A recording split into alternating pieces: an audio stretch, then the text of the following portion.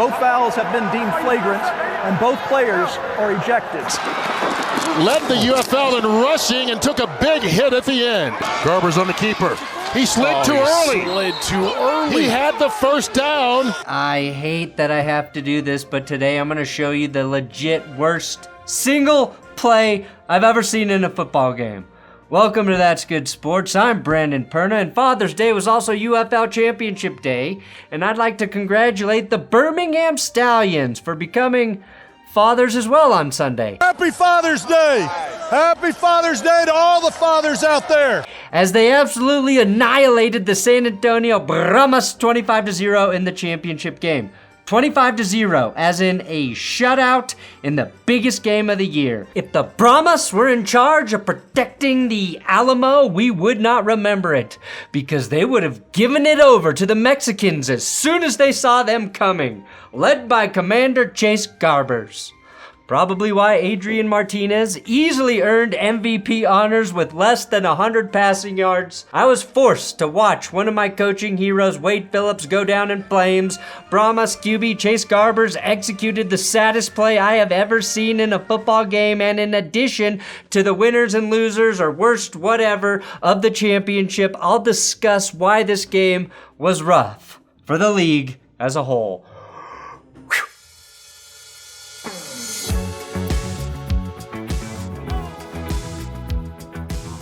Look, I find it incredibly unfortunate for the league that I truly want to see thrive deliver an absolute dud for the most important game of the year.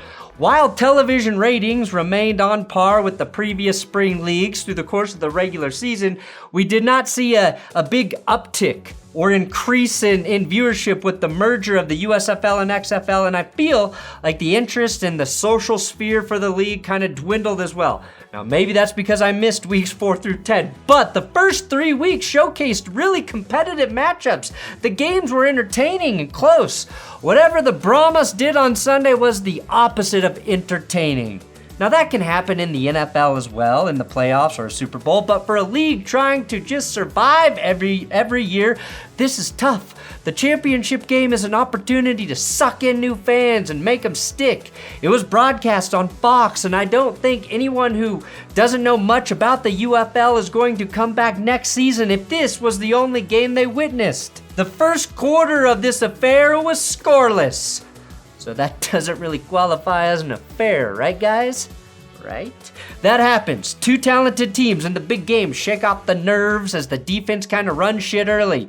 Nobody can hit a deep ball or break a big run. We've seen that a lot. But for Christ's sake, I didn't need to feel like I was watching the Patriots-Rams Super Bowl all over again. Just 208 yards of total offense for the Brahmas and 52 rushing yards for them as well, a week after putting up over 200 on the Battlehawks. But let me begin with my losing QB. And I'm sorry to do this to you, Chase Garbers, aka the Gerber baby, but I have never been so mad while watching a quarterback play football, especially for a game I wasn't that vested in.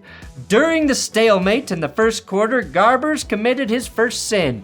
He scrambles on 2nd and 6, and with daylight in front of him, Chase inexcusably runs out of bounds short of the marker.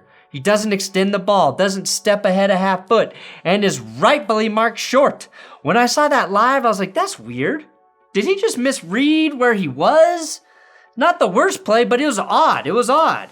But it gets worse because on 3rd and short, Chase can't get the ball snapped in time and the Brahmas get dinged for a delay of game. In that situation, just burn the timeout, Chase. That's your responsibility. Responsibility as a quarterback. Just like, my responsibility is knowing words. Know the words, Perna. Running back Anthony McFarland picked up the first down on the next play, kind of bailing him out, but the tone Garbers was setting I didn't like, and I made a mental note of that series. Yet, this pales in comparison to what he did later, so stick around. Winning person? Stallions running person? Ricky gave us one exciting play in the first half.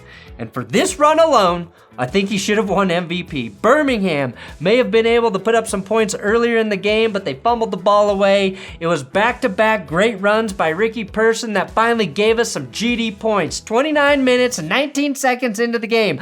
That's how long we waited for Gary Jennings to give us our first taste of glory. Tom Brady was there. Kurt Warner was there, returning to support his son, Cade, who was playing in the game. So part of me is glad those two quarterbacks had to suffer through the first half of this game as well.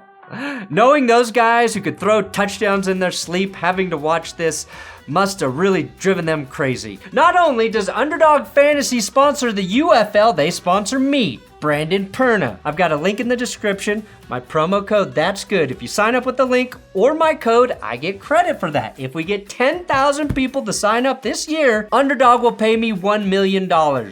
So far, we have 117 signups, so a long way to go. Why is this important to me, other than the $1 million? Well, one, Underdog's a good company. The app is great for daily fantasy.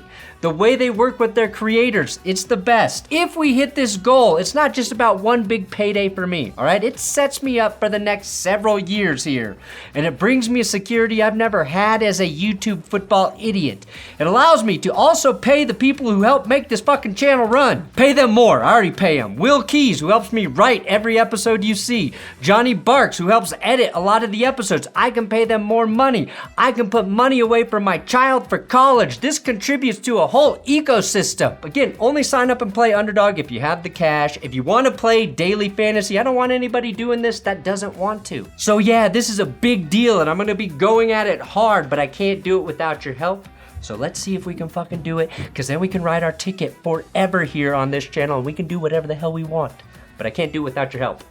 Stop! Now the opening drive of the second half is when Birmingham won this game in my beautiful hazel eyes.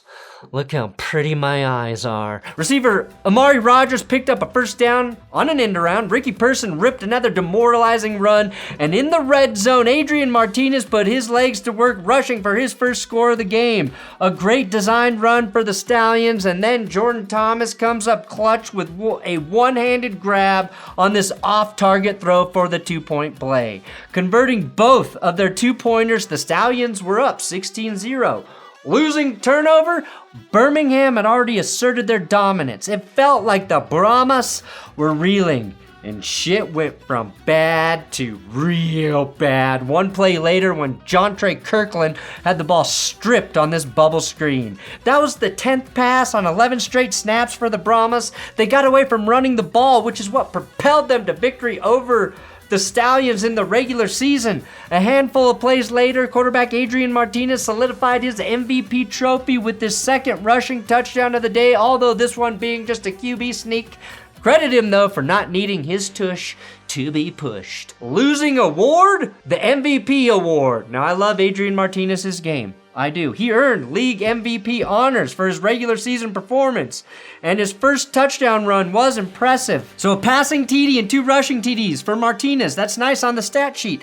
But going 13 for 23, which is 98 passing yards, and one of those being a passing TD, along with 52 rushing yards, doesn't sell me on MVP. So this defense pitched a shutout. I assume that took a lot of pressure off of you, as it took a while for this offense to get going today. Well, not only for this game, but it's been that way this season. I told him after practice, once I won the regular season MVP award, that this is a team award. You don't get this award unless you win games, and our defense has kept us in it. They've won games for us.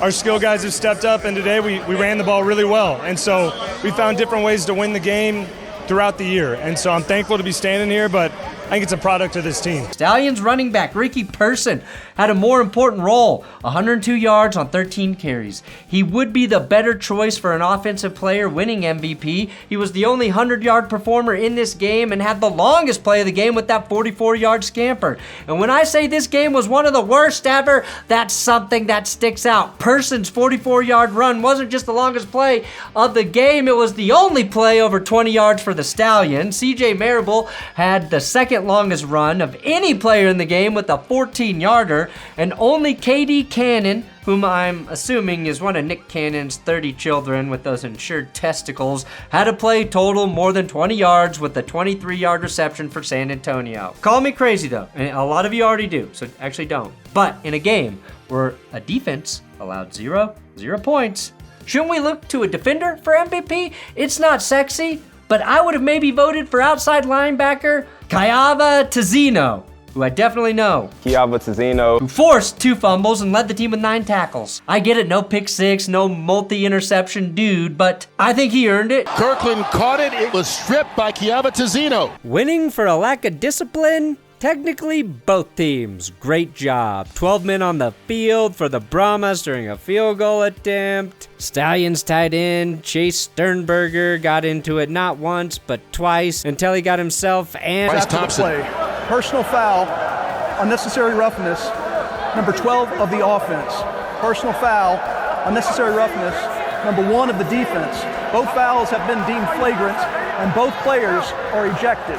My winning coach obviously going to skip Holtz, but not just for this game, all right? The Stallions now have won 3 championships in a row, all with Holtz at the helm. The crazy thing is Holtz has done it with 3 different quarterbacks. 2022, his team beat the Philly Stars with the combo QB performance from Jamar Smith and Alex McGill.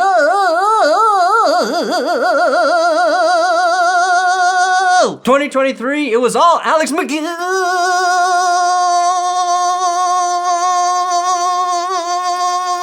at QB. And this year, 2024, he gets it with Adrian Martinez, who he benched a week prior, getting the win with Matt Corral. There's been a ton of change and turnover every season, but Holtz has navigated it like the third host of GPS. Conversely, Wade Phillips should have benched Chase Garbers the moment he ran out of bounds short of the sticks. Which brings us to the worst play I have ever seen, at almost any level really.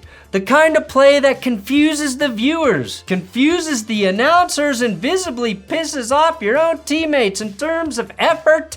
This felt worse than Deontay Johnson not going after that fumble last year. It's late in the third quarter, 3rd down, 1 yard to gain. Sure, the Brahmas have a Ravens chance against the Chiefs to win this one, but this is the last chance. San Antonio's across midfield, getting into scoring territory, and then Chase Garbers does this. Garbers on the keeper. He slid too early. He had the first down. He slid too early. Way too early on 3rd and 1 in a championship game. He gave up. I do not want to be overly critical of Chase, of any UFL player. These are men fighting to keep their dreams alive. I respect what they do so much. As a man who has never made it to the big leagues himself, I relate to these guys. As a man who has had to foolishly believe in himself when literally every major company in the game has said no to me, I pull for these guys to beat the odds. But Chase, you made me yell fuck at my TV on Father's Day in front of my 3-year-old, and now she thinks your name is Chase. What the fuck are you fucking doing, Gerber, baby, fuck? After the game, Chase said this. Yeah, I thought, in the third one I was past the line to gain. I wasn't. Obviously, I got to be more aware. If he thought he was across the line, that's fine. I get it. But I don't think that's why he slid. He saw pain coming. And on the opposite side, we saw Adrian Martinez put his body on the line. Pressured, holds on, and runs. He's dangerous with his legs. Led the UFL in rushing and took a big hit at the end. But ultimately, he made a zero awareness play at the worst time. Wow. You cannot do that. The awareness is the number one thing you have to have as a quarterback. If you got tackled there, Chase, fine. If you tripped and fell on your face, fine. If you fumbled reaching to get the first down, fine. All those things are forgivable because at least we know you're trying. But when we see this, and then you can't convert on the next play on 4th and short, it's as bad as a look as a quarterback can have. I saw this tweet about Chase having an NFL opportunity coming up, and this was a business decision. Okay, I get it. I get wanting to be healthy for an NFL opportunity, obviously, but If you're really worried about preserving your health for an NFL opportunity, you gotta tell your coach before this game. Give the other QB a shot. Give the guy who is going to go down swinging the opportunity because all of the other dudes out there were let down. But let's leave on a positive note. Tom Brady was in the booth for a minute. Make him defend every blade of grass. That's what we say. I said positive. Fuck! That's a good one to win, my man. We are not ending with Tom Brady. The real winner, the real winners, the USFL, for fully asserting its dominance over the XFL as the superior league. And they'll have that crown forever, or until next year. Thanks for watching That's Good Sports UFL Championship recap. Thank you guys for watching. If you don't hate me by now, please subscribe. And don't forget to sign up with the Underdog link in the description.